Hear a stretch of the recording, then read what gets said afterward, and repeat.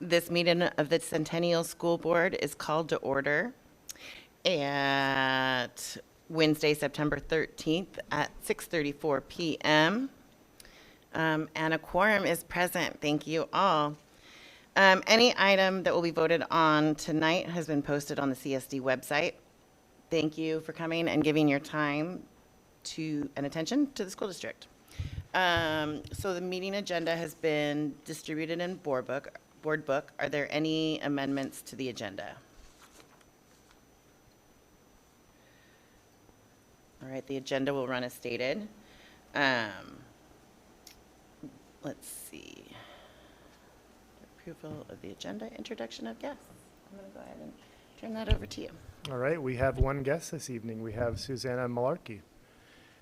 So please join me in welcoming Susanna Malarkey as our newest assistant principal for Centennial High School.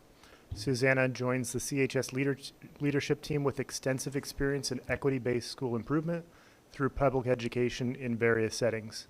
She began her career as an educator at the excellent Boys Charter School of Bed-Stuy in Brooklyn, New York. During that time, Susanna saw firsthand that all students can be successful if provided the proper care and engaging learning environment through quality instruction and active family engagement. Upon returning home to Portland, Susanna took her passion for student success to Shaver Elementary School in Park Rose School District, serving as a second and third grade teacher, later transitioning to instructional coach at Shaver, and then Prescott Elementary School, also in the Park Rose School District. Prior to joining Centennial High School, she served as the school administrator at Kairos PDX Charter School, where she worked to implement school-wide systems in the context of equitable inclusive practices. Susanna also worked to create collaboration systems amongst teachers toward implementing research-based instructional best practices across the school. Susanna earned her administrative certification through the University of Portland after earning her master's in teaching from Relay Graduate School of Education in New York City. She is currently working on her doctoral degree at the University of Portland, focused on practices that have quantifiable impacts on improving racial achievement gaps.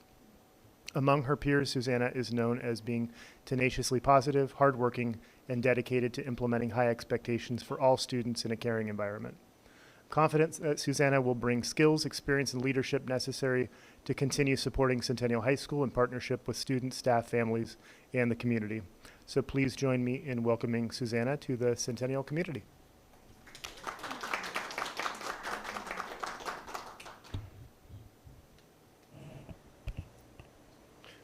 Susanna, is there anything that you would like to share with the school board?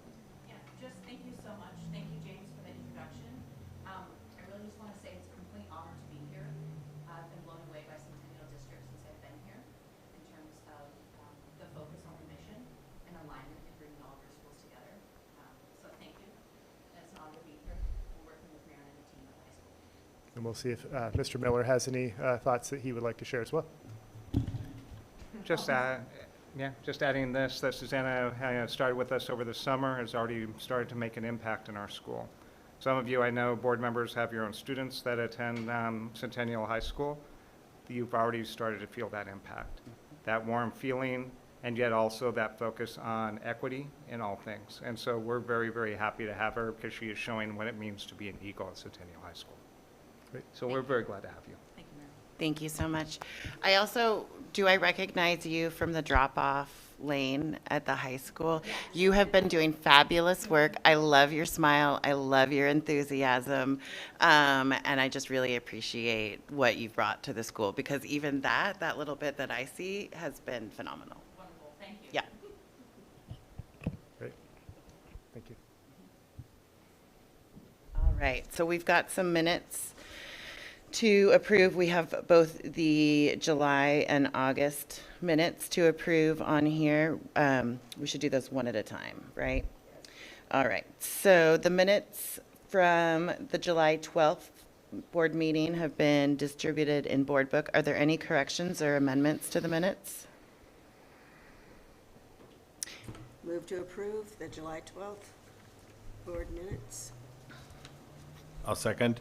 All right. All those in favor, raise your hand and say aye. Aye. Aye. Aye. There's Claudia. All right. Yes. the minutes will be filed as presented. And then August 2nd minutes. Move to approve the August 2nd board retreat and meeting minutes. A second? All those in favor, raise your hand and say aye. Aye. Aye. The ayes have it. The meetings are filed as presented. At this point is our public forum session. I did not see anything come through for public forum. Just want to throw out, if you're watching online, we'd love to hear from you. If you've got anything to share, please visit our website to find out how to make the public comments. Next up, we've got reports. I'm very excited that we have one of our CHS students, Lashmi. Did I say that right? Yes. And how would I say your last name correctly? Kitney-san? Okay, welcome. I'm really excited to have you here. Is there anything you'd like to share with us that's going on in the high school? Yes. So I have a slideshow to present, and then let's see.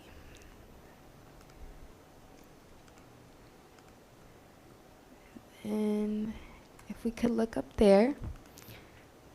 So present. Okay. So Centennial High School. We recently just had our freshman welcome back assembly on August 24th. We were able to teach them the fight song and give them tours of our school. Students were participating, but they are very shy, so they're a little bit on the quiet side, but that's okay, because we do have another assembly coming up. And we did have a good amount of freshmen attending, even though it was a few weeks before school actually started. Next up, we have our welcome back assembly. And this assembly was actually very successful, in my opinion. We were able to teach everyone the fight song this year. We made it sure that we were gonna be able to teach the fight song to everybody and have everybody remember the lyrics. But students were actually very participating. We also had a relay game. We had a lot of student participators. And then we also had a lot of positive feedback from staff. So I would say the welcome back assembly was very successful for us. And then today we had our senior sunrise, and again it was successful. We had over 100 seniors in attendance, but sadly there was no sunrise. It was a little cloudy. So yeah. And then for Spirit Days, this will be for next week. On the 18th, we will have Barbie Day, which is like a pink out. And then the 19th, we have Gold Out. And we also will be giving out gold ribbons for those that don't have any gold at home. And this is for Childhood Cancer Month. The 20th, we have Color Wars. The staff will be wearing gray, seniors will be wearing red, juniors blue, sophomores white, and then freshmen black. The 21st will be Celebrity Day. And then on Friday will be Eagle Out. And then all these days do lead up to homecoming. And then homecoming. For the most part, all committees have finished everything they need to be that needs to be finished, as in permits, notices, and all of that. For the committees, we have tailgate, parade, dance, halftime, and court, and then our assembly. And then, as you know, our homecoming dance will be a day after our homecoming game, because last year we ran into some problems because since the dance was right after our game, it was a little chaotic. So this year we decided maybe if we could do it a day after, it will be more organized and not like everyone won't be running everywhere. Yeah, and then for tailgate, we have 14 spots, which means we have 14 vendors, so there's going to be a lot of food. For parade, our coloring sheets have been sent out to every elementary school, and then permits are also done, and then notices will be going out this week. Halftime, we will be crowning court, and then we have cheer and dance performances, and then everyone's favorite, we have fireworks. And then for court, it is basically, this year we decided to take a new take on it, which was getting club members to be participating. Because last year we just had anyone that wanted to sign up, but this year we're doing club members. So whoever nominated whoever from their club will be able to be in court. And then the nominees are chosen this week. And then, yeah, that's what we have so far of this year. Fantastic. Thank you so much for sharing. I really look forward to coming to homecoming. It's always a super fun time with the tailgate and the parade, and I'm just looking forward to it. Thank you. And I'm really excited that you guys get to have the dance be a special separate day. Thank you. Next up, we have the superintendent's report. Great. And Chair Solowski, as you know, we have 2 student representatives this year. And Mr. Miller, I don't know if you want to share with the board a little bit about our dynamic setup this year for the student rep, because it's a little bit different. Yes, and Lashmi, I just have to say, did an awesome job on this first presentation. It is hard to talk in front of a board, and I know that she was working hard on this presentation. What I wanted you to get across is this idea that it comes back to Roadmap 27. We want to be able to hear from our students. And so this year, based on what you've asked for, we have 2 representatives, and sometimes they'll be here together or they'll be training off, so you can get a real perspective of the school and be hearing from the student voice. We also want to invite you anytime into this school, because this is our community school. As you felt, we're really working on our school spirit this year. Lashmi and our ASB has been doing an outstanding job, and I want to just give them a little bit of credit. We did something very unique this year. On August 24th, we did our freshman orientation. This is 2 weeks before school starts. We had over 350, almost 3/4 of our 9th grade body came out and were part of that. Even on, when we hold it, anytime I go back in history here, we've never had that good of turnout. And we taught the 9th graders the fight song. Lashmi and our ASB, as you saw in our assembly, taught them the fight song. And now the students are actually filming themselves doing the fight song, and they're posting it on the internet. That is the type of school pride that our ASB is helping, and that's what you're going to be hearing about the board. So make sure as you're going through that this year, ask them the questions. What is it you want from the school? What is it that we could do better to support you? Because it's all about them, and they will share their voice with you. They're very excited, and I just wanted to give both Marisol and Lashmi extra thank you for being here. Thank you for helping represent. You're doing an awesome job already.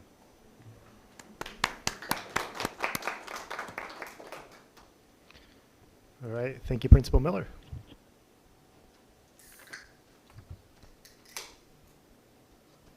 All right. Greetings, board members. It is my pleasure with our new school year and privileged to share with you this update about happenings in our school district. As Lashmi indicated in her report, school is now underway, and there's nothing like the excitement of a first day of school. So it was good to be able to share in that enthusiasm with staff, families, and students as I toured each of the district schools this past week. Of particular note during my time around the district was seeing the elementary gyms in use for the first time, which are now open for grades kindergarten through 5th grade students. At Park Lane Elementary School, Chief Communications Officer Albert Rosales-Correa and I watched a 4th grade class tour the new gym for the first time and got to hear a 4th grader shout out in excitement that this is a real gym. So it was heartening to see us make progress in creating appropriate spaces for our students that demonstrate our value and our care for them. So that's just one example. As Principal Miller noted, this year was a little bit different in that we held the student orientation days for 6th and 9th grade a little bit earlier than normal, prior to the staff pre-service week. And that was based on feedback that staff time and attention needs to be undivided as they're preparing for with colleagues for the start of the school. It creates a little bit of division that last day before school starts to have some of the staff committing to orientation while the rest are doing pre-service activities. So that was a adjustment that I think we've had some positive feedback about. And I also realize we're a bit a ways from it now, but it's worth noting that we had our first convocation in 4 years on Wednesday, August 30th, which was also our first full staff convocation perhaps ever since we were finally able to modify classified staff calendars to allow for their attendance. So it was nice to see Directors Andrews and Lynn, as well as Chair Solowski, in attendance as we kicked off both the new school year with staff, as well as our new strategic plan, as Principal Miller referenced, Roadmap 27. Speaking of Roadmap 27, a primary focus of our schools, particularly in the first few weeks of school, is social emotional learning. To that end, during pre-service week on Thursday, August 31st, all of our instructional staff in grades K through 8 participated in day-long responsive classroom training. You might wonder, what is responsive classroom? And I'll tell you a little bit about that. On the screen, you can see the core belief and guiding principles of the responsive classroom approach. I'll read the core belief aloud. In order to be successful in and out of school, students need to learn a set of social and emotional competencies: cooperation, assertiveness, responsibility, empathy, and self-control, and a set of academic competencies: academic mindset, perseverance, learning strategies, and academic behaviors. This is our second year of providing full staff training K through 8, which included the majority of our staff participating in advanced sessions and some staff participating in the Advanced Plus session, and new staff participating in the initial core training. Staff will participate in 3 more sessions this fall. Responsive Classroom is focusing on foundational practices to help build a classroom and school culture of belonging and inclusion. Practices include a morning meeting or advisory, interactive modeling, classroom and school-wide expectations, teacher talk, and student engagement. As you know, we're following a roadmap for disciplined implementation this year as we roll out Roadmap 27, our new strategic plan. To that end, Monday afternoon, our superintendent's cabinet met with our strategic planning consultant, Lauren Klafke, with Performance Fact to review our key performance indicators, which we should be able to roll out shortly. In addition, yesterday, each Centennial administrator participated in our first round of implementation walkthroughs. This is a newly established routine, and it's coordinated by Dr. Katsuda, in which administrators work in teams of 2 to 3, observing classrooms throughout the district at the same time. These walkthroughs are not intended to be evaluative for the individual teacher, and instead are meant to give a programmatic snapshot as to the implementation of the teaching practices related to culturally responsive practices and the rigorous instruction that we're wishing to see in each of our district's learning spaces. Yesterday, 134 classrooms were observed across each school in the district, followed by administrators discussing themes based on what they saw, and then considering next steps to take with their respective staffs based on what they learned. We intend on continuing these implementation walkthroughs on a monthly basis this year and throughout Roadmap 27. As I indicated in my weekly email, and it was highlighted in Lashmay's report, homecoming will be here before we know it, 9 days to be exact. This year's homecoming will also double as a ribbon cutting ceremony for the Phase 1 stadium improvement projects, which include the newly turfed field and the resurfaced track, which you can see on the screen. You should have already received a calendar invitation from Executive Assistant Missy Grindle for the homecoming and ribbon cutting ceremony, and more details about the run of events will be forthcoming shortly, so you know where to meet and what to do. Circling back to where I started with this report, the first week of school doesn't just happen. Much preparation has taken place to prepare our staff and students for their return to campus. Each role in the district contributes to the experience, growth, and learning of our students. Whether it's ensuring safe and welcoming physical conditions, providing meaningful materials, or facilitating the learning process, as individuals and as members of the collective school district community, our cumulative impact can transform the lives of our students. Individually, we are in one drop. Together, we are an ocean. These are some slides that Dr. Katsuda had shared during the Welcome Back convocation, and I thought were meaningful for the broader community and board to see.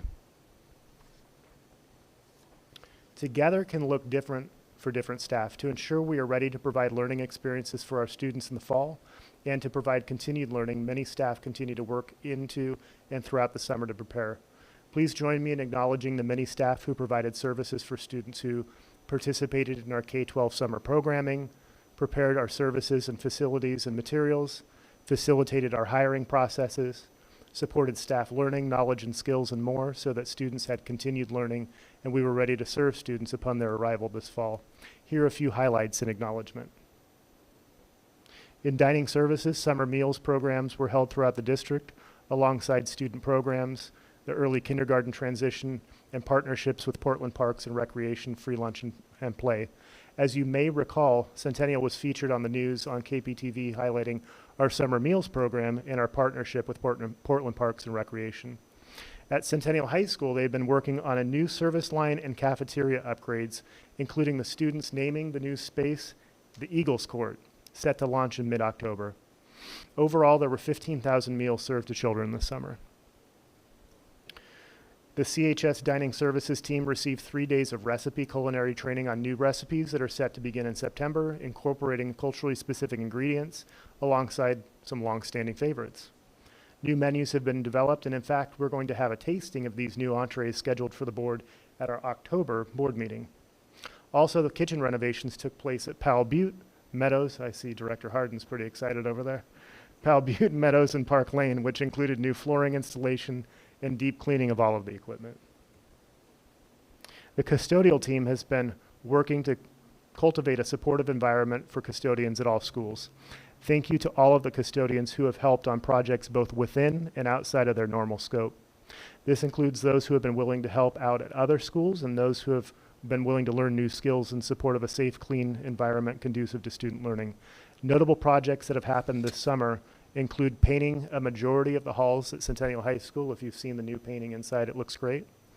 Painting at Pleasant Valley, deep cleaning the majority of the district's carpets, setting up and moving classrooms displaced by asbestos abatement projects, supporting summer learning at Butler Creek, CHS, and CMS, stripping and waxing floors, and beautifying courtyards at CHS, CMS, and OMS. In this photo that you can see on the screen, you'll see the CHS custodial team from a picture we took last week. Our transportation department was busy. They were routing for all bus riders, preparing for the addition of an all-electric bus to our fleet this year, continuing training for shop and office staff and training new drivers.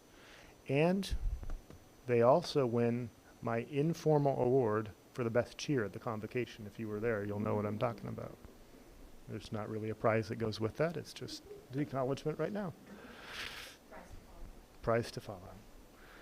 As has become the norm, our Instructional Technology Center has balanced the number of projects this summer. This includes security camera configuration and training at all schools, digital clock and intercom configuration and training at 5 schools, network switch and uninterruptible power supply replacement at all schools, spare Chromebook cleaning and inspection in every classroom at all schools, one-on-one Chromebook repairs, online registration setup and configuration, summer school and new school year setup and Synergy, which is our platform. Some of you know Synergy well. Projector cleaning and maintenance in all schools, print shop orders for September, data integration for the new math adoption applications, and Clever, which is our digital learning platform. And this is in addition to supporting our migration to a new website over the summer that was led by Chief Communications Officer Albert Rosales-Correa. As was featured earlier this summer, we offered a 3rd year of robust summer programming to Centennial students. Our K-8 program focused on cultivating joy in the classroom through rigorous summer learning. Students engaged in project-based science, technology, engineering, and math learning experiences through camp invention curriculum. There were also opportunities for social emotional learning as well as enrichment opportunities through our SUN partnerships. Our 9th grade counts program provided incoming 9th graders with an opportunity to earn credit through project-based integrated learning culminating in Friday field trips. There were credit recovery opportunities offered at CHS for 9th through 12th grade students. Students at Centennial Virtual Academy were able to complete unfinished online courses. And then students from both CHS and CVA were offered original credit courses for the first time this summer through CVA. So that was nice to be able to offer that. Our office team, consisting of all building and department secretaries in the district, gathered this summer to build community, welcome new team members, and orient to the multifaceted systems and work of managing offices and departments. Administrators worked at our administrative pre-service in early August, building community, developing their leadership skills, collaborating continuing the work of strategic and school improvement planning, as well as setting up school systems and professional learning for their staff for the school year.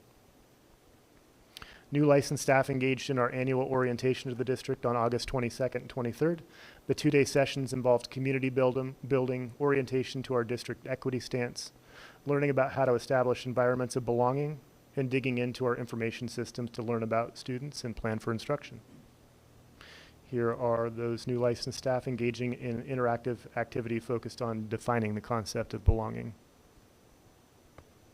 Now, I would like to take just a few additional moments to share with you and our audience a short clip encapsulating what the start of our 23-24 school year looked like across Centennial School District. As parents, grandparents, guardians, educators, or students ourselves, each of us have memories of the first days of school. In the overall scheme of things, we have a limited time with students to help guide their learning. As superintendent, it's important that we make the most of the time that we have and provide the best learning experience for each student, and it starts here. So let's take a look.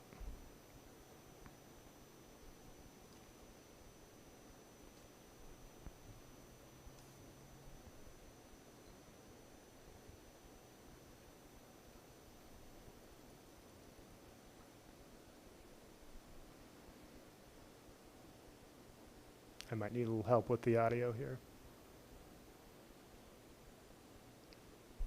Let me try one more time. Noah, is there anything I need to do on my end? No. Oh, and I can do the little, yeah, I understand. Thank you. Great. We've only been doing Zoom for 4 years.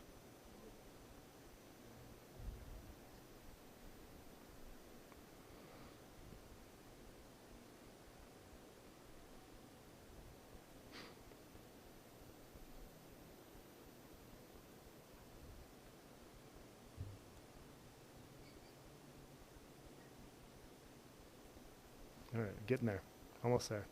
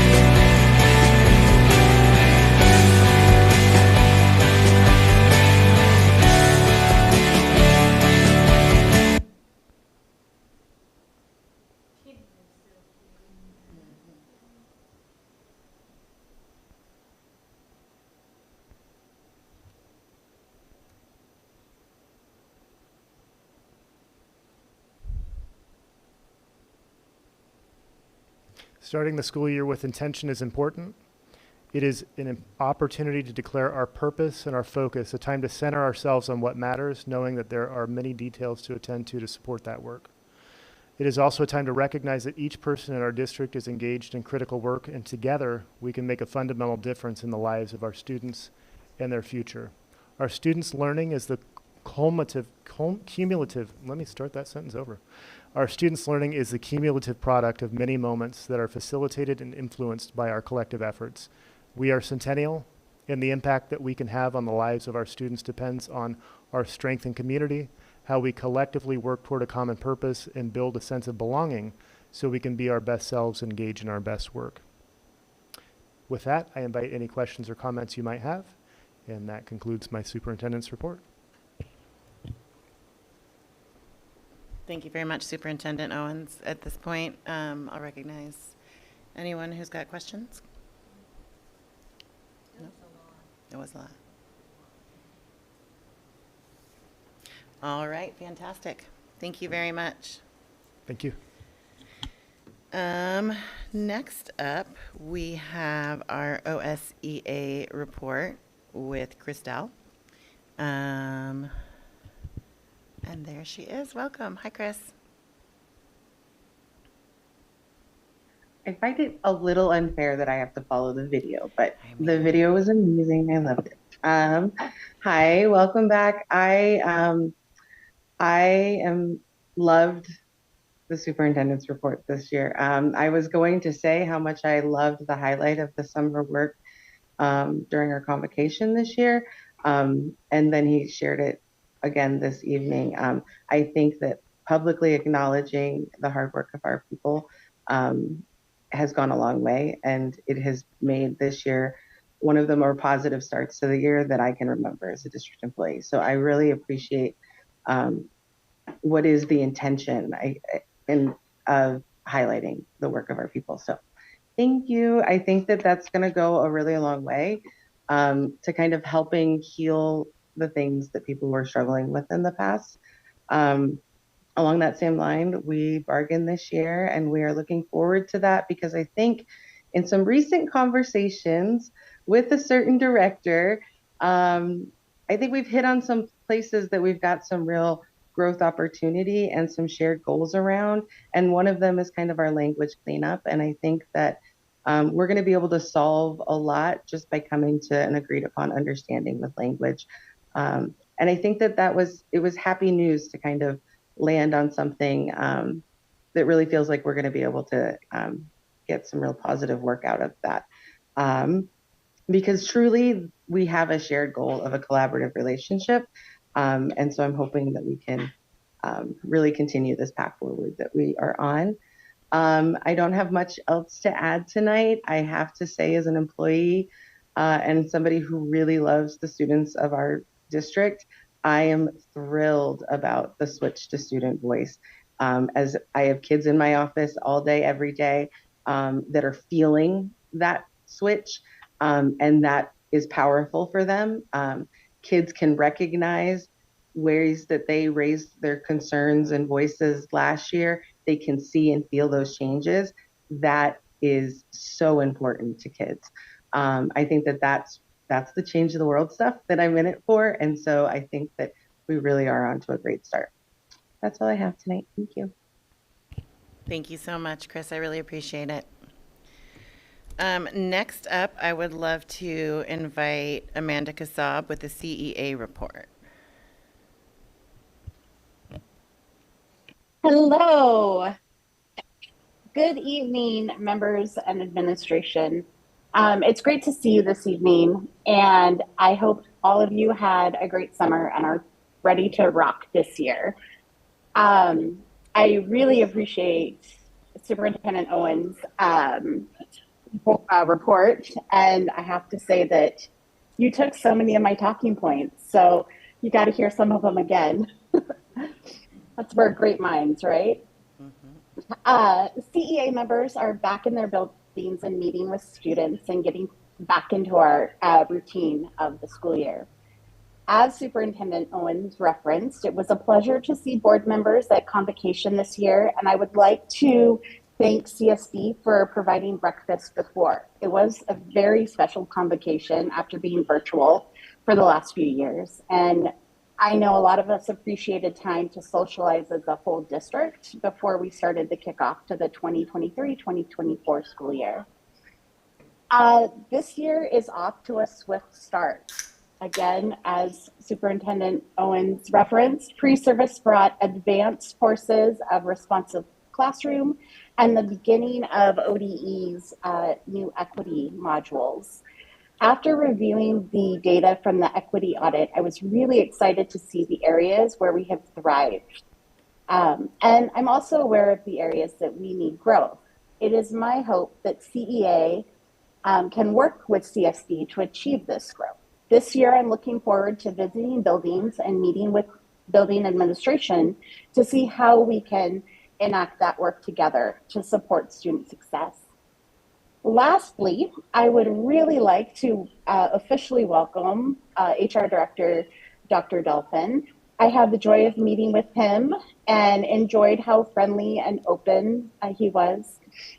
I also have heard many wonderful things from members who have had interactions with him. So I'm really looking forward to our first labor management meeting this Friday so we can begin getting into the work of the school year. I look forward to reporting next month on all the plans and growth that we have kind of started getting into.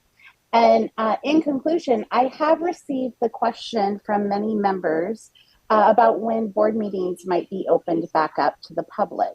We have had a past tradition where when buildings give their board reports, that building staff attend. And now since CSD seems to be kind of opening back up in person for the most part, I look forward to when board meetings can return in person as well.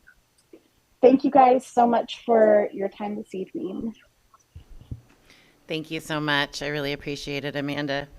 I just want to say on that topic, we are looking at bringing board reports back for the individual schools. And so that's a conversation that we're currently in the middle of.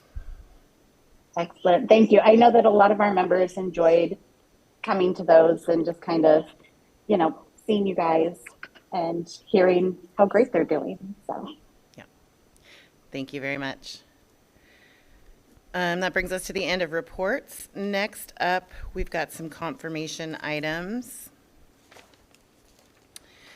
Can I get a motion to approve all of the confirmation items? Move to approve confirmation items as listed. Second. All those in favor, raise your hand and say aye. Aye. Aye. Fantastic. The ayes have it. The confirmation items have been approved. At this point, we're going to move to our local contract review board public hearing. After confirmation, okay. At this time, the board is in recess to meet as the local contract review board, and the regular board meeting will resume after the local contract review board session is finished. Okay.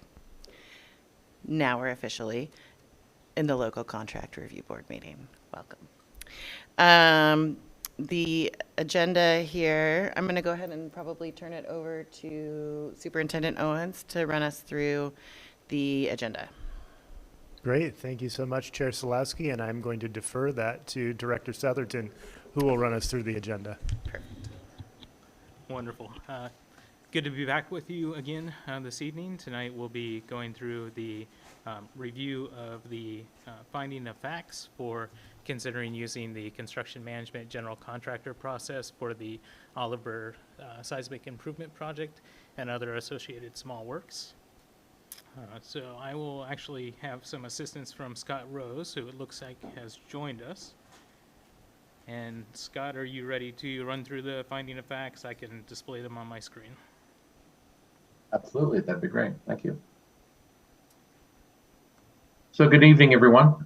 So your district has gone through what we're calling the CMGC, or Construction Manager General Contractor process for, for 5 projects so far. It was for the major renovations at Oliver, the major renovations at Centennial Middle School. It was for the new work at the Centennial High School athletic facilities. It was also for the current work that's being finished up, what we call these small works projects. So it was a collection of items that were added to your original bond for a variety of work at every single school. And then also most recently for the Powell Butte seismic improvement project, where you also received a state grant. And so the district has become very familiar with this process. It has 2 major benefits in that, one, It's a great process for very messy projects where you're impacting a lot of different areas and finishes and trades. And the other is when you have to go at a very specific, fast pace, if you will, as was the case for the athletics project. We had a very narrow window to get the construction done. And so it was good to have a partner early on. And that's what the CMGC process does, is it brings your building partner on early in the design process so that they're able to evaluate the design approaches and help the designers find what is the most cost-effective way to execute the work. And they also run cost estimates. They run multiple cost estimates during the course of design to help us know where we have to shore things up, to tighten the scope, if you will. So going through the CMGC, I'll reiterate some of the points we've made in the past, is that ORS 279C 335 allows you to do this as an alternative contracting method. Traditional one is you design it all, then you bid it out, and then you build it. In the CMGC process, again, you bring the contractor on early, the builder on early, and then they bid it in a transparent way with you, the school district. So they will take the design and then they will bid it out to all the sub-trades, and they will share with you, the district, all of the sub-trade bids. And so then you are working to select the team that is most qualified, and also you're able to condition caveat bids to make sure that you're able to take the lowest bid and still achieve the work. So in the findings of fact, we identify several reasons why we think that this is a good choice for the Oliver Middle School seismic upgrade project, which again, you received a state grant for. So congratulations, you're 3 for 3 at Pleasant Valley. Now you have Oliver Middle School. So that is exciting. And so if you could scroll up further, Director Southerton, the other way, I'm sorry. Scroll down further. Maya. So the responsibilities of the CMGC firm, as I mentioned, they come on early, so they are actually assisting during the design phase by doing feasibility and constructability analysis. The bid process, as I mentioned, is very open, very transparent, so you're seeing the results of all the bidding. And in the construction phase, they're actually able to start work in a phased manner. They may still be bidding out some of the other work while they're executing the earlier subcontractor trade work. So it allows you to keep your schedule very accelerated, if you will. Item 3, if you could scroll down, thank you. So we do have a real, there's still a glut of work out there. And so we have difficulty attracting general contractors to what I refer to as messy projects. They like to go build a new school out in a green field. That's an easy one with a fat profit margin. Messy projects have a very thin profit margin. And so what tends to happen is you get high bids in order to insulate the contractor from anything that they've missed in the contract documents. So by bringing a CMGC on board early on, we're able to evaluate where they're seeing where I'll say they're seeing issues that give them pause and cause them to incorporate a large allowance. And as an example, just this last Monday at Powell Butte, during a design progress meeting, our CMGC contractor gave us an estimate that was over our budget. And so we had a value engineering meeting. We sat down, the entire bid spreadsheet is transparent to us. We were able to dial down and identify where the biggest areas of impact were. And we were able to shave about $500,000 out of their estimate just in that meeting. And we have about another, I'll say, $400,000 to $500,000 that we've asked them to investigate further for specific trades. So they're continuing to dial that down. So that's the benefit of the transparency of this process is you're not committed to a price, you're getting an early estimate and able to sort of adjust the design as we go through. And again, with availability bidders, that is limited right now, and you don't want to end up just putting this out on the street for bid and ending up with very few bidders. In some of our projects during the bond, we've had 1 bidder or 2 bidders. And in this case, we can convince a general contractor to solicit from multiple subcontractors, including our ever-growing list of local subcontractors. I've already alluded to the issue of getting the estimate on with your construction budget. In terms of the public benefits, again, it gets down to cost. It gets down to schedule. We want to try and minimize our duration in the school. As an example, the Pleasant Valley seismic project did not go quickly. It actually went on for quite a while. Now, that was not necessarily due to that contractor, to be fair. They had a large permit challenge in their jurisdiction that they were working in. What's nice is both Powell Butte and Oliver are in a different jurisdiction that is notoriously better to work with. So we're keeping our fingers crossed there. So so yeah, knock on wood if you have it. But by going through this process, again, the idea is that everything is very transparent. We're able to do constructability reviews to make sure that we're picking a design solution that is the most labor effective to install, and then also taking a look at how we can reach out to a greater pool of local contractors, because we can control who they actually reach out to, as opposed to a traditional bid where it's sort of a blind date, if you will. You don't know who they've reached out to. We can help dictate that. As I mentioned, the value engineering, we've already discussed. The cost and availability of specialized expertise. We would pick, that would be one of the selection criteria for the CMGC, is somebody that has worked on seismic rehabilitation projects. We would want a CMGC that's worked on at least a half a dozen seismic rehabilitation projects, because they are very messy and they require a very detailed sequence of operations. You do not want to go through a traditional process and get a bidder that you don't know what their qualifications are. I've had bidders that say, I've always wanted to work on one of these. Well, I don't want that to be their statement on one of our projects. So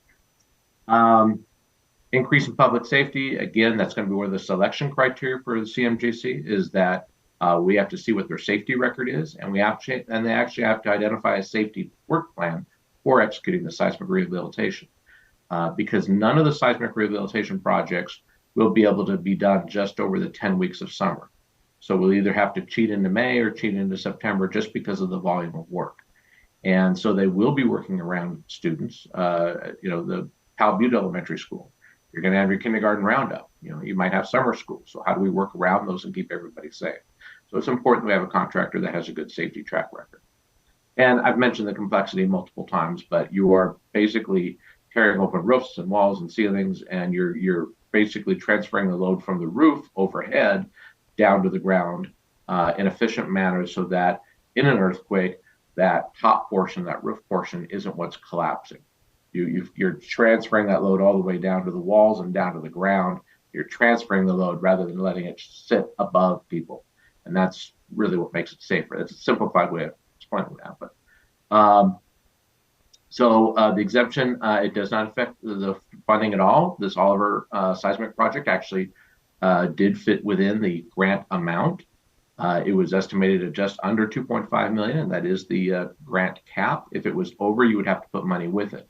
And we did that both at Pleasant Valley and Powell Butte. Not a lot of money, but we had to put a little bit more with it to get the grant. In this case, we are below the $2.5 million cap, because if you'll recall, some of the board members a couple years ago, the city, when we did the Oliver renovation, they had us do some additional seismic upgrade work right with that renovation. So what this will do is accomplish most of the rest of the building. So we didn't have as much of a cost impact, if you will.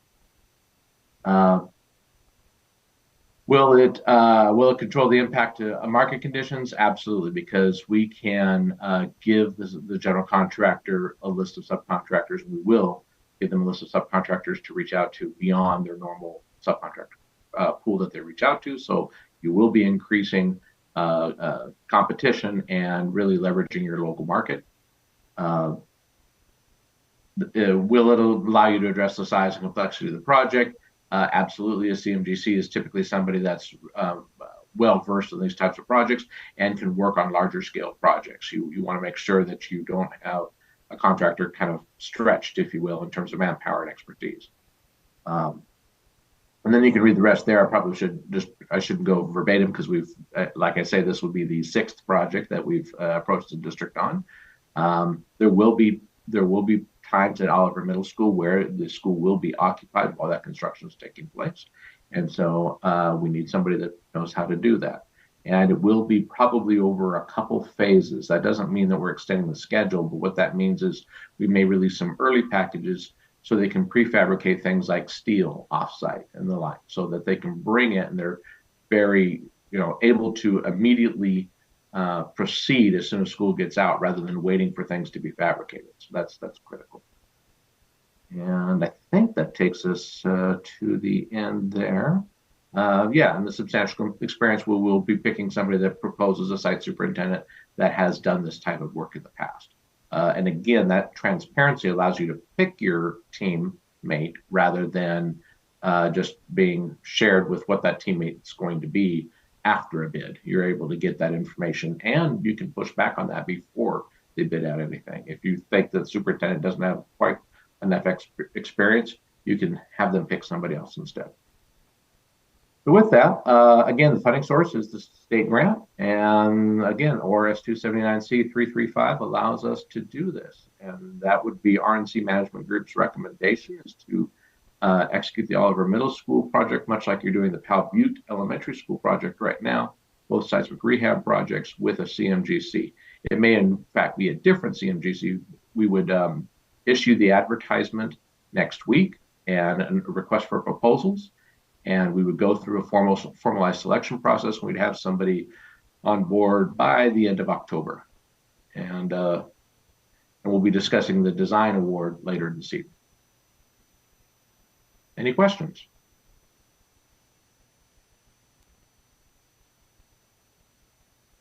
Question. My question is regarding, so if we have a CMGC, how much authority do we have for them to hire subs that fit our desires, whether it's a union shop versus non-union, local vendor versus a non-local vendor, a sub within the community within 5 miles, 25 miles of the district. How much authority is such a formal word, but how much focus can we give that CMGC, and how do we encourage them that this is our wishes? And are there any, not repercussions, but how do we follow through with that and ensure that they are acting in our best interest? Great question. We have been maintaining a list of local subcontractors that have bid on your work over the last 3 years, and have that list that we have provided to your CMGCs in the past of would on this case. In this case, we do require them to solicit quotes for each of from that list, whether it's a plumber, it's an electrician, it's a carpenter. We do require that, and they do solicit those quotes. If we want to narrow that focus and tell them, look, I want you, that was an example. We have 5 local painters. I don't want you to go to any other painter except our 5 locals. And they can do that because we have gone through the competition for the general contractor, and then they are bidding it out to subcontractors under their process, and they're not a public entity. We've already hired them. So they can say, okay, rather than me just opening up to everybody, I'm going to solicit painting from just these 5 that the district has given me. So I know that one of these 5 will get the work. Now, the danger of that is you are then limiting your pool, okay? And so rather than reaching out to anybody and everybody, you're now saying, I'm only going to get bids from these painters. And so that's one of the things that we have to really analyze very closely to make sure that we're not stripping out so much competition that we end up giving to somebody that maybe is preferred because they live within 5 miles of the district, but they didn't give us a good price. The versatility that we have with the CMGC is if we say only got 1 bid from a painter and they're twice our budget, the general contractor, the CMGC, can go out and rebid the painting again while we award the other work. So that is the advantage that we have. We don't have to take the bids that we get the first time. And so we do have that flexibility as well. And we can also reach out to the local subcontractors ahead of time to make sure that they understand the public procurement process, to make sure that they have every opportunity and advantage to turn in a clean bid oftentimes subcontractors will turn in a bid and then have a dozen exclusions. And that makes it difficult to kind of compare apples and apples in the bidding process. But that's normally the process that we would do. We just want to make sure that we don't limit competition such that we keep out others that maybe are 20 miles away but do a great job.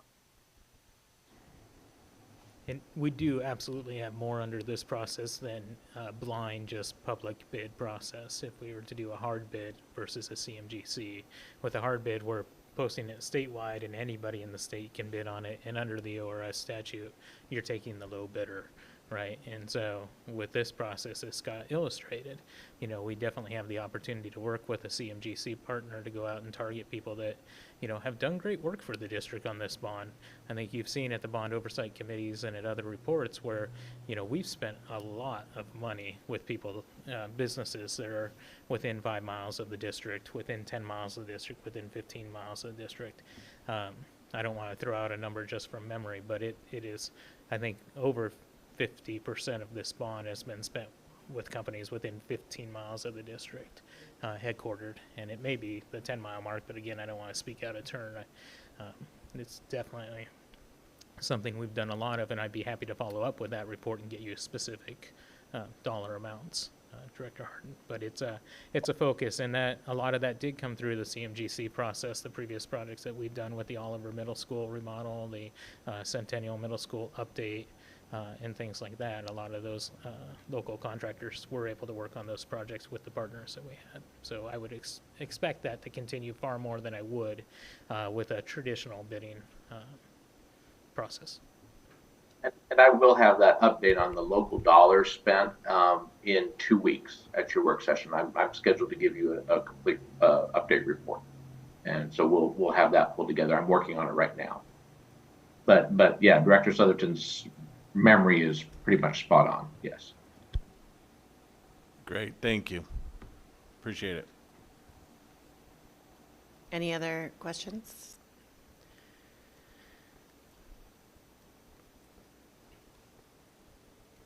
Excellent. Thank you, Chair Solowski. So it is the recommendation of the administration that the Board of Directors, acting in the capacity of the Local Contract Review Board, review and approve the findings of fact supporting a specific exemption from competitive bidding requirements for the use of a construction management general contractor process for this project, the Oliver Seismic Improvement Project and associated small works. And I welcome any additional questions you may have. Thank you. At this point, I believe open public comment as well.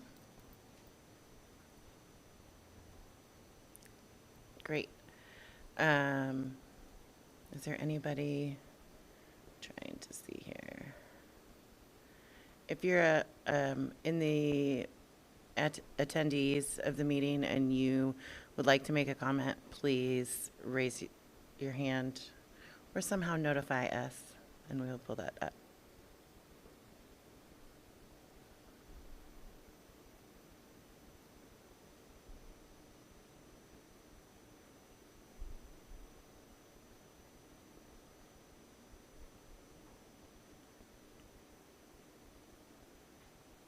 Are you able to see if anybody's like got a hand raised or anything?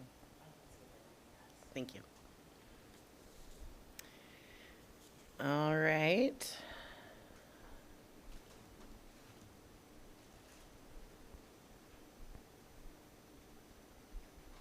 I'm going to go ahead and close public comment at this point. And the next step is the board deliberation. So what I'd like to do is go around and call on everybody and just see if you've got anything to add, anything before we take a vote.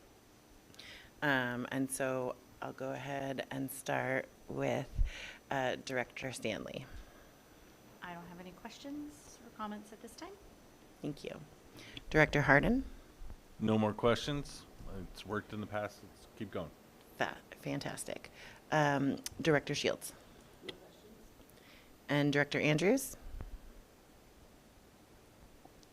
No comments or no questions. I do have a comment that, like Jess said, that it has worked well in the past. And I think this particular project, being that you can define it as the seismic improvements at Oliver Middle School, makes it leans toward that type of contract because it's pretty well defined. I mean, it's going to, of course, get much better defined over the time design period, but it isn't just random. Well, fix some roofs where they need to be fixed. So I agree. I think it's the right way to go. Excellent. Thank you. Yeah, I just want to echo Director Hardin's statement as well, especially when it comes to using union shops for the work whenever possible is ideal. But other than that, I think that, yeah, it's great. You guys have done a fantastic job preparing for this. I just really appreciate all the work, Scott, that you've put into this, and you as well. So at this point, I will go ahead and open the floor to a motion. Or yeah, okay. I move that the board approve the CM/GC process for Oliver Middle School seismic improvement projects as presented. I'll second. All those in favor, raise your hand and say aye. Aye. Aye. The ayes have it. We will be using and pursuing the CMGC process for all of our middle school seismic improvement projects. Thank you very much. At this point, the regular board meeting is resuming. And so now that we are back in our regular board meeting, I'd like to take maybe a 10-minute break. So join us back here at 7:45. Thank you. Recording stopped.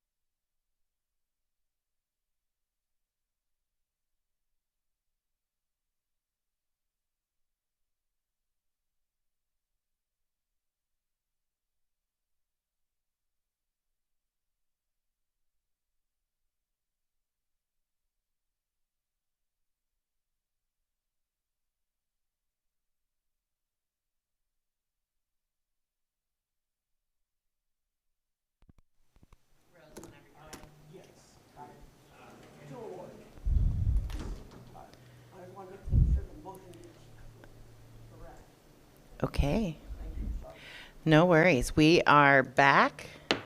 Recording in progress. We've got recording in progress.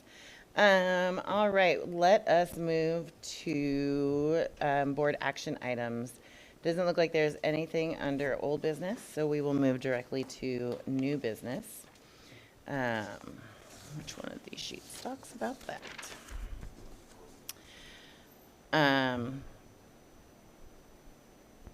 So I guess technically we already voted on. This is a separate motion Oh, this for is- the same, separate and distinct, and I'll walk through it in my presentation. Fantastic. I turn it over to you. Wonderful. So, yeah, don't adjust your TV. I'm still with you. It's not a mistake. We do have one more item for you. So, thank you, Chair Slawski. As you touched on, this is involving the Oliver Middle School seismic project. But the motion before you is to consider awarding the design and engineering for that project, which needs to be done regardless of if we do the traditional bidding or the CMGC process, right, for actually doing the work. This services is just for the design and the engineering of that project, so they know what to build, what to seismically improve for the project. So I'll run through the note, and then I'll welcome any questions you have. So the district, as you will recall, was awarded a third state seismic improvement grant, which is amazing and fantastic. That's 1/3 of our schools, 3 out of 9 for buildings we own. We do have other schools, obviously, with CVA, and we have the CTC program, but those are not in facilities that we own. The award was for $2,499,870, and it was part of the budget that we recently adopted last June. We publicly solicited for design and engineering services for the project, and while there was initial interest expressed by multiple firms, there was only one single response, and that was from ZCS, which we are familiar with. They've done our 2 other projects so far. We believe having just one bid was again likely due to the specialized nature of the project, the fact that the construction industry continues to have a backlog of projects, inability to respond in a timely manner by some firms. They just don't have the bandwidth to respond and prepare a full bid. And then the limited ability to take on additional new work by some companies. So as such, the district entered into negotiations with ZCS and negotiated a fee of $286,480. Excuse me, I'm on an old note. It's $286,500, and which is within the design and engineering budget of the project. It is recommended that the Board of Directors approves the award of design and engineering services for the Oliver Middle School project to ZCS for $286,500. And that's a lot. So I welcome any questions you may have. Thank you. Looking for any questions. I'm gonna pull back here. Make sure. Director Andrews, is there any questions? Yeah, Director Southerton, did you say that this is the design firm that we've used for the other seismic projects, both at Pleasant Valley and Powell Butte? That is correct. So, and you'll remember me saying this from time to time, we did have some permitting problems at Pleasant Valley, and it wasn't all on the jurisdiction side, even though Scott Rose mentioned that and didn't just say that it was a jurisdiction. So we need to make sure that the design firm is paying attention to what the jurisdiction says needs to happen to get the permits in place, right? Or do they not have anything to do with the permitting process? Great questions and excellent point. You're absolutely right. We are working closely with CCS right now and the CMGC on the Powell Butte Seismic Improvement Project and working with the AHJ or the jurisdiction having, the authority having jurisdiction to make sure we're in alignment and we don't run into similar issues that we had with the Pleasant Valley project. So a spot-on analogy, we did run into some quality control issues in that initial design, and we ran into some questions by the contractor with the design because that was a traditional bid process and not a CMGC process, so we didn't have them on early, and we weren't able to go through that project. So we feel like those were painful lessons that we learned and they learned. And we're seeing definite improvement with the Powell Butte project, and we would expect that to continue with the Oliver project. Good. I haven't had an update on the Powell Butte project in terms of whether it's on time or anything at this point. And so I was hoping that we had gotten those lessons painfully learned the first time around. But so if you have confidence that this firm is doing well on the Powell Butte project, then I don't have any further questions. Thank you very much, Director Andrews. All right, at this point, if there's no further Motion? questions, I'd love a motion. Motion to make the recommendation as presented on agenda item 8.2.1 for the Oliver Middle School seismic upgrades to ZCS Engineering and Architecture for the fee of $286,500. Second. All those in favor, raise your hand and say aye. Aye. Aye. All right, fabulous. It's unanimous. The board has approved the award of the design and engineering services for the Oliver Middle School seismic upgrades to ZCS Engineering and Architecture. Thank you very much. Next up, we've got some policy read-throughs. We've got a first read, CBA, qualifications and duties of the superintendent. All right, you've got me for the next 5. So before I do that, kudos to Director Southerton for all of the work on the Oliver Seismic project, and Scott Rose as well. A lot of work going into making those things happen. So before I get into the detail on the first policy here, I'll just frame it this way. First, board requested policies, and policies you shall receive, specifically Vice Chair Shields. So a little bit of context behind that. During COVID, we decided to prioritize the required policies. As you may be aware, when the Oregon School Boards Association sends out policies that are due to be updated, they code those policies with what is required, what's highly recommended, and so forth. And so we went through during COVID and went through the required policies.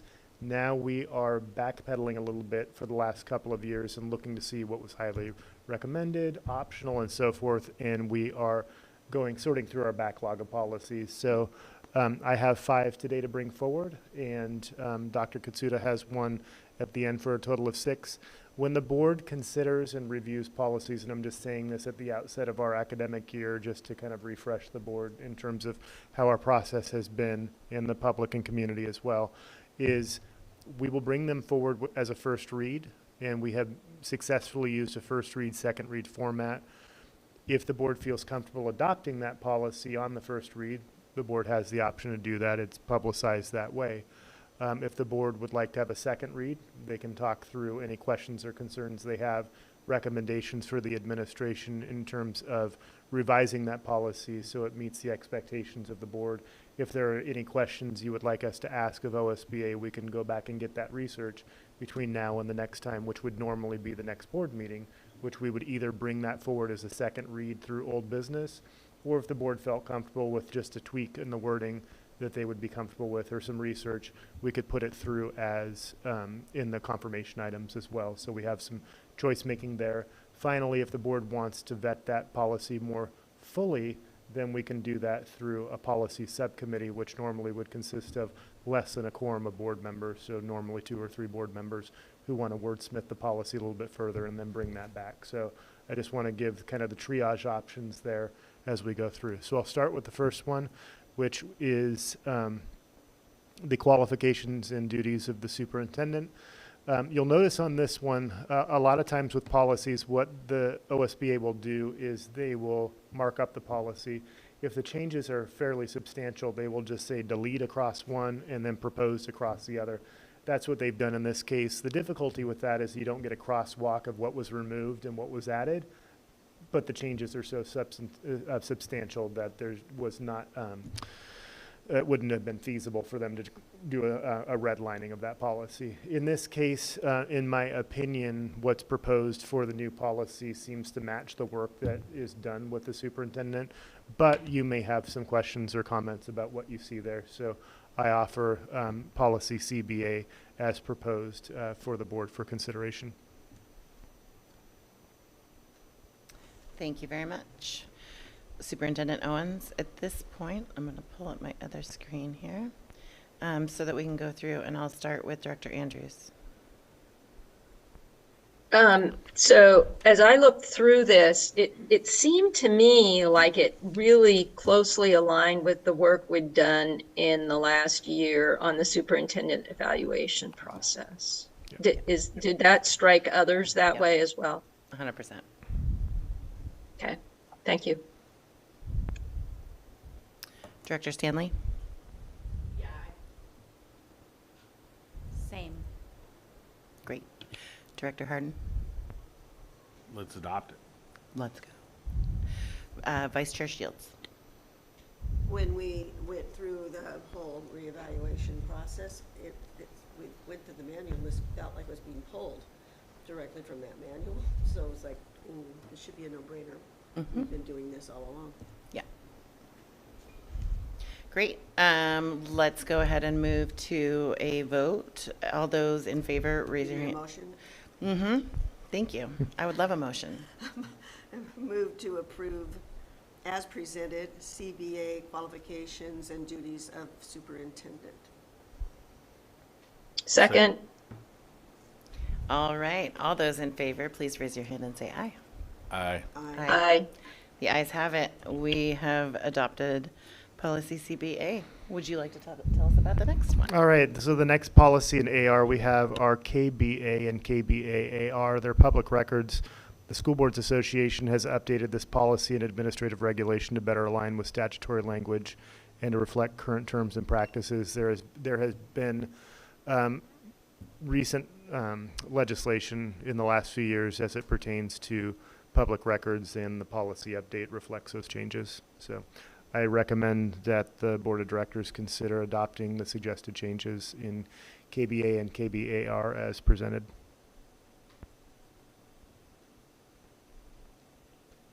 Thank you very much, Superintendent Owens. I'm going to find my multiple screen here. And we'll go Director Harden. No questions. Great. Director Stanley? Director Shields? No questions?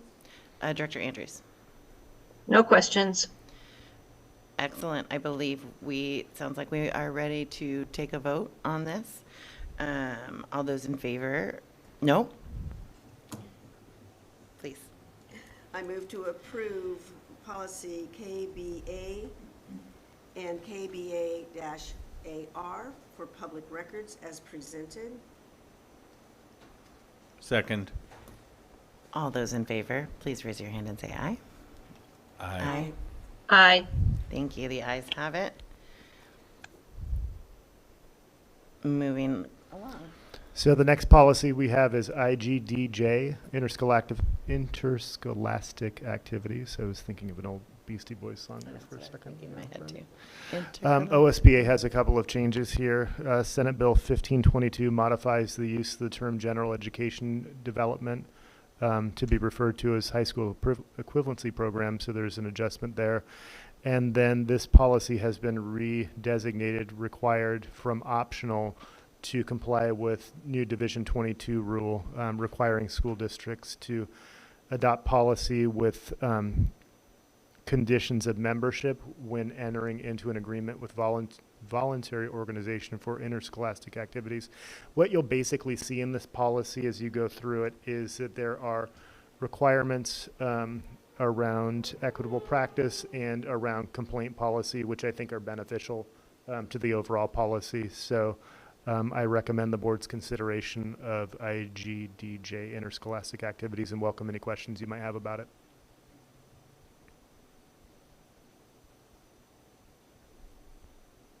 Excellent. Thank you very much. At this point, are there any questions, comments, or concerns with this one? No? I would love to hear a motion. Move to approve policy IGDJ, interscholastic activities as presented. Second. All those in favor, raise your hand and say aye. Aye. Aye. The ayes have it. We've adopted yet another policy. Want to go 4 for 5? Yeah, let's see if we can go 4 for 5 here. So JGE is expulsions. With this expulsion policy, what you'll see is basically some choice making by the board as to whether the board wants to take up expulsions on their own or if they want to designate and delegate that responsibility to the superintendent. Our current practice, as the board knows, is to designate a hearings officer, which one of the options in the policy allows us to continue to do that. Alternatively, the board can consider to hear these on their own. The administration is proposing current practice, which is to have the administration handle expulsions and to have the board handle those upon appeal, but the board may want to consider otherwise. So you'll see it as proposed that we maintain current practice. So I recommend the board consider policy JGE expulsions. Thank you very much. At this point, I'm looking around for questions, comments. Yes, Director Stanley. I have a question that is tied to this. I don't know if it's exactly this policy, but in the event that a student is expelled, I know it says it's for up to a year.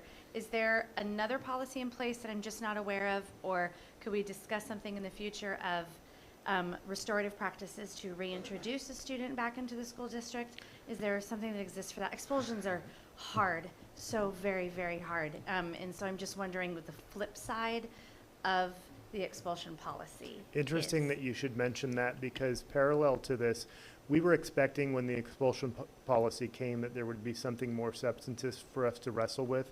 In lieu of that, and knowing, especially with our expulsions mostly coming from the secondary level and us having new administrators in each of our secondary buildings in the last year, it was an opportunity for us to have some discussion around what we want that policy application to look like. And so we had a meeting, and when I say we, I'm talking about myself, Dr. Katsuda, as well as Principal Miller, Principal Hubbs from Oliver Middle School, Principal Buck from Centennial Middle School, as well as Denise Wright, our Student Services Director, who would be coordinating the restorative processes that you're describing, to go through and talk about, okay, we have our policy, it specifies certain things here, but what do we do when a student is in an expulsion placement? What do we do to bring those individuals back in? And does this belong in policy? Does it belong in administrative regulation? Or does it belong in practice? And so what we had talked about was having those be practices that we have as an administration in terms of how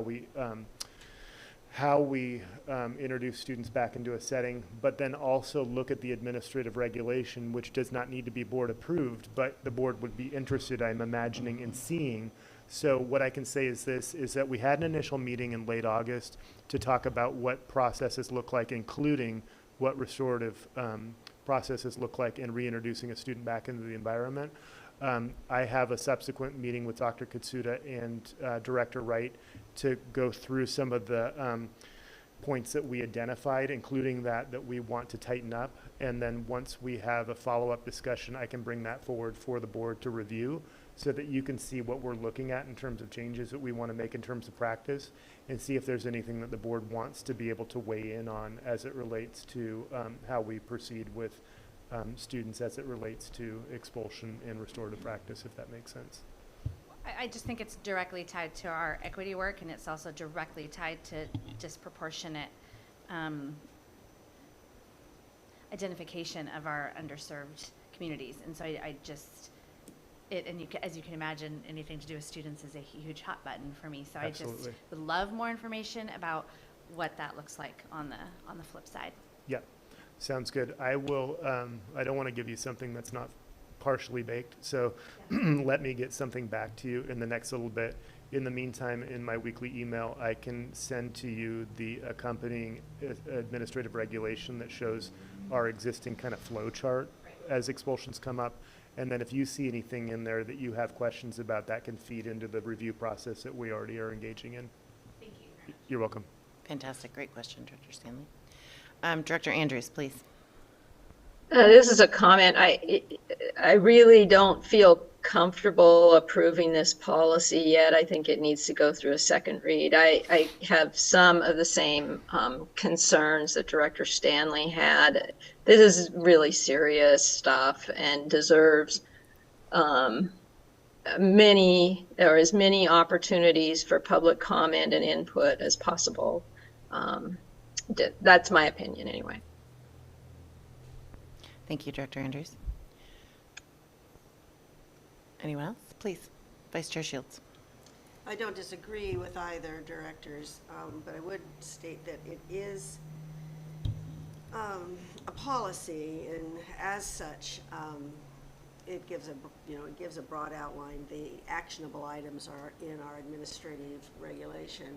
I have no objection to having a second read, but if we're going to do the second read, we may want to do that in conjunction with the AR so that we see them side by side. Mm-hmm. And if that means that we need to wait for another board meeting in October or even November, because we want to make sure the administration has the amount of time you need to make sure these things are in balance and as the board wants to see it move forward. So I just want to, when we say second read, oftentimes we're talking about it happening at the next meeting, and I'm not sure from Superintendent Owen's comments that that would be enough time. So I'd like to offer the additional time as need be, and that board directors then for second reads, we are compelled to go through it in detail and give input back to our superintendent, but I also would ask if those comments should be made to Director Wright as well, and I don't know how you'd like to see that done. Yeah. I would just say whatever comments and feedback that you would send it through me, and then I can triage it from there. Got it. Please.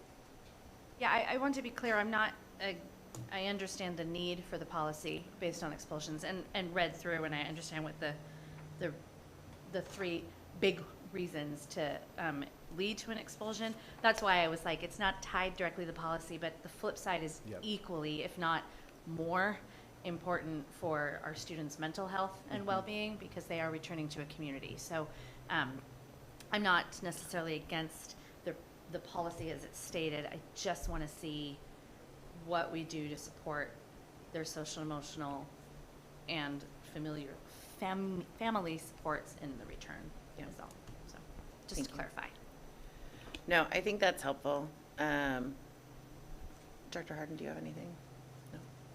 No. I think that, yes, ideally, there's something that fits both sides. I'm not sure if we need to hold this policy to wait for that AR. I think that when I look through this policy, what stands out to me specifically is who will be making that first call, and I feel that that should be the superintendent to make that so that we can then be what am I trying to say? When we'll hear the appeal of it. Appellate. Yes, thank you. So I'm not sure if we do need to hold, but I'm open to, taking the vote on it and seeing what folks think.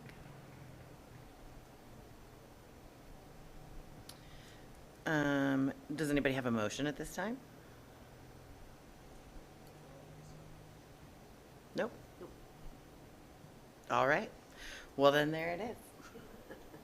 Okay, so just to make sure that I'm clear on administrative next steps, and I appreciate the discussion around this because at the end of the day, these are the board's policies and expulsion is extremely serious. And so it's good that the board's wanting to take time as far as this is concerned. I would agree with the take as far as that whatever's done with our procedure and administrative regulation wouldn't necessarily influence the policy itself. And so there is the tension there as far as does it matter for us to hold the actual policy implementation up to see those other components?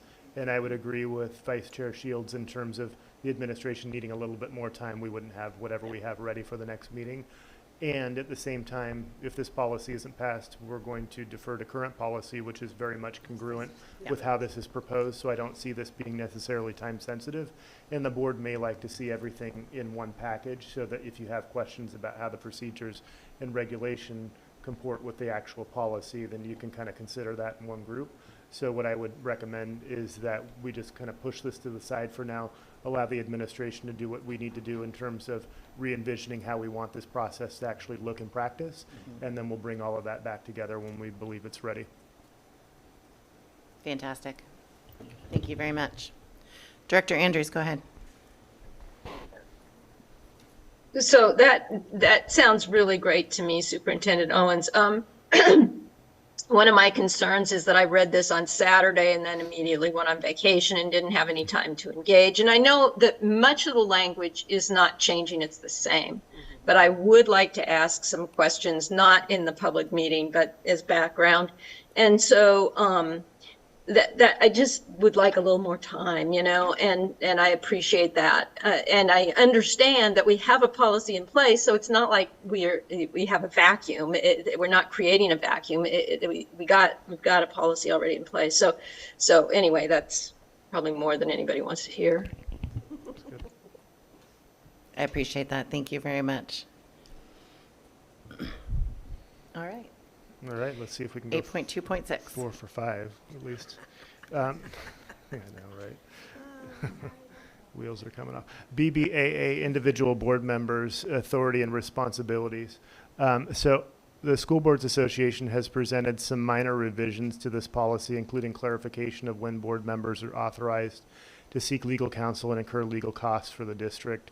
I had a conversation with Vice Chair Shields at the break as far as one concern that I believe that she'll raise as we're considering this policy. But overall, it's recommended that the Board of Directors consider adopting the suggested changes as presented with awareness to the piece that Vice Chair Shields will probably mention. Thank you very much. At this point, I would love to hear what Vice Chair Shields has to say. What's that problem, Shields? To bring your attention to page 2, number 4, board members' relationship to administration. I think it was just maybe an accidental omission, but when you read the very last sentence that we as board members will not intervene in the administration of this district or its schools, and yet they strike that we need to, coordinate with our superintendent to visit a school. Sometimes we could accidentally do something by not doing that coordination step. So where you see the words, if you're looking at it, it would be the 4th line down where they struck the words, make a formal visit. Such visitations will be by appointment made through the superintendent's office. That's something we've always done just to make sure that the superintendent is able to get a hold of the principal administrator and set it up so that it's an appropriate time for us to visit. So what I'd like to see is a conditional approval of this with that language reinstated, possibly reworded a bit, unless there's some other reason that we're not aware of that OSBA would bring to our attention. Thank you. Let's see. Anybody else have anything? Director Stanley? I'm just curious as to why they would make the change that it's not required to notify. Like, is it it's just an odd change? Like, it's just. I really thought, if I may, Please. I really thought it was like, they struck it, and then when you read it, you went, it doesn't even read very clearly. I thought they made these kind of mistakes before, by the way. So this isn't the first time we've had to go through and say, this doesn't read appropriately or clearly, and it's been our practice to kind of reword it or ask those questions, and then they go, oh yeah, we missed that. So that's what I'm saying, I don't have a problem conditionally approving this. I think we move forward on it, but that we just reinstate that we'll coordinate visitation. Right, doesn't, I just would assume that leads to a more open form of communication and clear sort of understanding of what's happening and total transparency of like, not a, I got you or I caught you, but I just want to be here because, you know, I like you. Yep. Yeah, okay. Excellent, thank you. Director Harden? Director Andrews? No questions. Excellent, thank you. I'd like to move the approval, or conditional approval of BBAA, individual board members' authority and responsibility, with the addition back of making the formal visit request through our superintendent and appropriately wording the same. I'll second. Ooh, that was like rock, paper, That scissors. was. Oh, man. You can have it. It's all you. Ooh, okay, dibsies, I second. Director Stanley seconded that, just in case you needed that. All right, all those in favor, raise your hand and say aye. Aye. Aye. Great, so we'll move forward with that on the conditional approval, awaiting to see, reinstating some of that language. Understood. Thank you. 8.2.7. Welcome, Dr. Katsuda. Evening, everybody. All right, this is identified as an optional policy by OSBA, and it outlines the district option of providing an equivalent plan for paid family and medical leave as per Oregon law, and not participating in paid leave Oregon that's provided by Oregon Employment Department. It also specifies ways that the communication will happen by the district to make sure that employees know what options are available to them. So, administration highly recommends that you adopt a policy or consider adoption of policy GCBDF. Open Thank this you. up for questions. Yes. Pam. Just, can you remind me why things are saying, when you say version 1 and version 2? So version 1 is the version that OSBA floated that specifies districts' option to go with the Oregon Employment Department Paid Leave Oregon Plan. And this provides the alternative option of districts going with an equivalent plan not provided by the Employment Department, which in turn makes it quite much simpler for the district and streamlines a lot of processes between the employee and the moment they get benefits. It's a little messier with the Oregon Employment Department. Questions? Director Andrews? Thank you. No questions. Thank you. The end result being for the employee would be the same. They would Exactly. still have Yep. their family leave Yes. paid. It Yes. just They're is 12 through weeks. an alternate plan. Fantastic. Thank you. Excellent. At this point, anybody want to throw a motion out there? Motion to approve as presented GCBDF/GDBDF paid family leave insurance. Thank you. Second. All those in favor, raise your hand and say aye. Aye. Aye. Thank you very The much. ayes have it. Thank you very much, Dr. Katsuda. Up next, we've got future agenda items, and I'd love to turn this over to Superintendent Owens. All right, we've got a fun one coming up. We've got our first virtual work session for the year. That'll be on September 27th, Wednesday. The items on the agenda is we have our OSBA board trainer, Vince Adams, scheduled to join us, and he's going to be working with us on a review of the board operating agreements and the board superintendent operating agreements that were established last year. Opportunity just for us to reflect on those and see if there need to be any refinements or any other pieces related to that.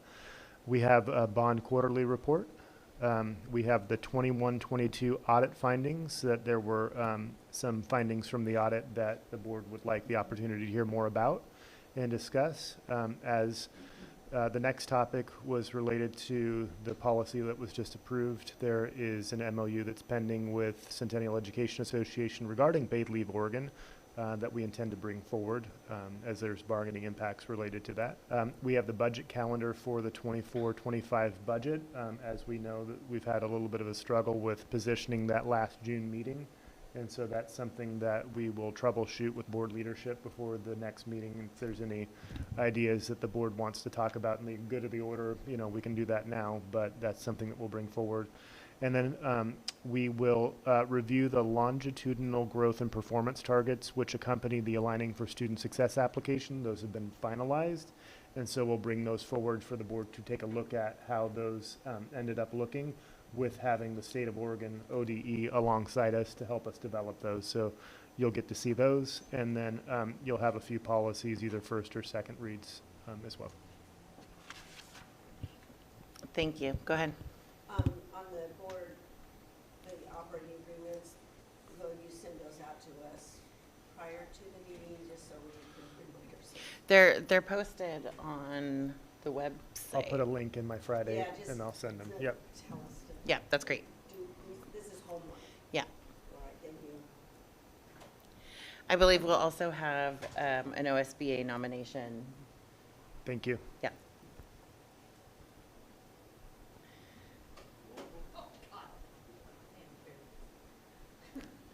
Director Anything Harden. else for future agenda items? Director Andrews? Yeah, did I hear that it's virtual? Is that, I'm Yes. pretty sure. Okay, good, thank you. Yeah. Excellent. All right, if there's nothing else, let's go ahead and adjourn, 8:22 p.m. Thank you very much, everyone. Recording stopped.